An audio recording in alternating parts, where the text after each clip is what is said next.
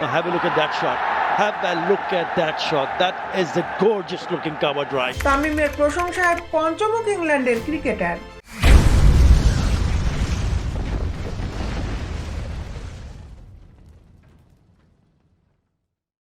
স্পোর্টসের নিউজ নিয়ে আপনাদের সাথে আছি আমি শামিমা সুলতানা।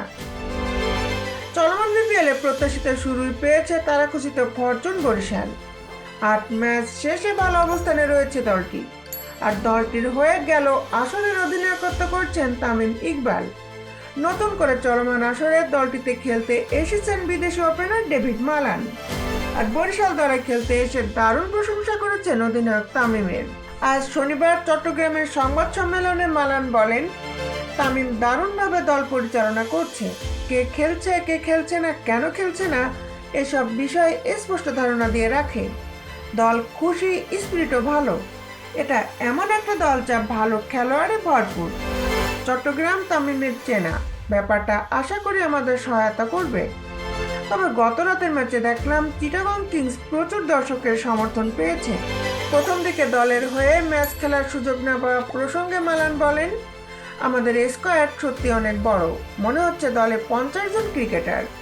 এত খেলোয়াড় থাকলে তাদের সুযোগ দেওয়া একটু কঠিনই। সঠিক কম্বিনেশন খুঁজে পাওয়া একটু কঠিন হচ্ছে। লোকালরা ব্যালেন্স ঠিক রাখছে, ব্যাপারটা খুব ভালো। ম্যাচ বল করতে পারে, এর জন্য সে প্রাধান্য পেয়েছে। মালান বিপিএলে জায়গা করে নেওয়াটাকেই দেখছেন চ্যালেঞ্জ হিসাবে। এখন একসাথে 4টা টুর্নামেন্ট চলছে, আপনি কখনোই বেঞ্চে বসে থাকতে চাইবেন না। ব্যাপারটা হতাশাজনক। সেই দৃষ্টিভঙ্গি থেকে ব্যাপারটা হতাশার। আমাদের সামনে অন্য লিগে খেলারও সুযোগ ছিল।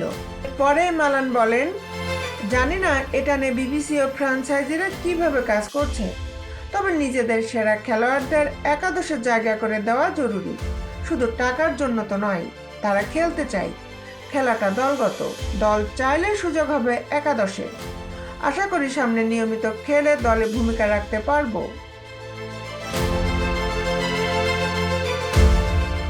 দেশ বিদেশের খেলার আপডেট নিউজ পেতে আমাদের সাথেই থাকুন।